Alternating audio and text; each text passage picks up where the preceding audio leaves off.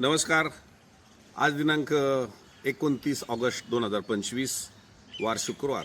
KD Chaudhari डाळिंबयार्ड पुणेमधून सर्व शेतकरी बांधवांचं मनापासून स्वागत.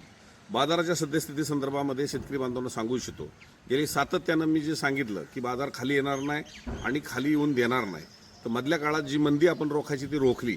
परंतु आजही महाराष्ट्रामधून बरेचसे फोन येतात की व्यापारी कमी रेटमध्ये मागतात. पण कमी रेटमध्ये मागत असताना आपण मोकळं यावं, येऊन मार्केटमध्ये पाहणी करावी आणि मग आपण जाग्यावर देणं योग्य की मार्केटला आणणं योग्य, हे मी सातत्यानं सांगत असताना आजच्या बाजाराची घडामोड जर पाहिली तर साधारणतः 80, 85, 90, 100 रुपयापर्यंत गोट्या म्हणजे लहान साईजचे माल विकले गेले. खरं तर आता गौराय तोंडावरती आहेत, अजून लहान मालांची डिमांडही उत्तर भारतातनं आहे. खाली गोटी आणि लहान माल आणि त्याच्यावरच्या राशीचे रेट हे आज कडाडले.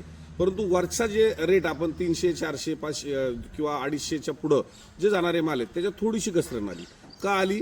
का तर अशा मालांची स्पर्धा आता जास्त मार्केटमध्ये झाली आणि स्टॉलला, मॉलला ह्या शेवट मर्यादा असतात चांगल्या माल घेणाऱ्यांच्या.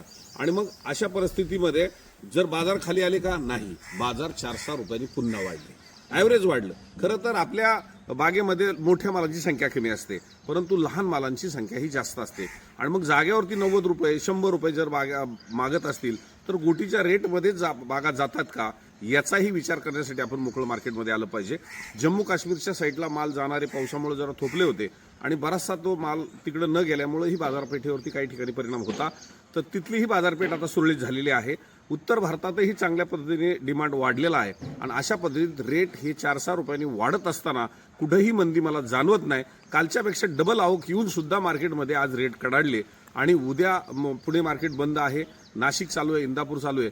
परंतु हे मार्केट चालत असताना तर रविवारी सुद्धा जे टॉप मालची पुण्याला आवक होती त्या शेतकऱ्यांनी गाड्या लवकरच आणा, म्हणजे निवड प्रक्रिया व्यवस्थित होईल आणि लोकलला माल जाणारे स्पीडने जातील आणि गौरायांचा सुद्धा इफेक्ट आपल्याला रविवारी मिळेल.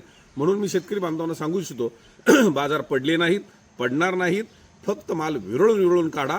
जाग्यावर जर कोण कमी मागत असेल, कोण म्हणत असेल मंदी, तर मंदी नाही, बाजार वाढले आणि वाढतच राहतील. एवढंच कळकळीचं आव्हान मी माझ्या सर्व शेतकरी बंधूंना करू इच्छितो. धन्यवाद.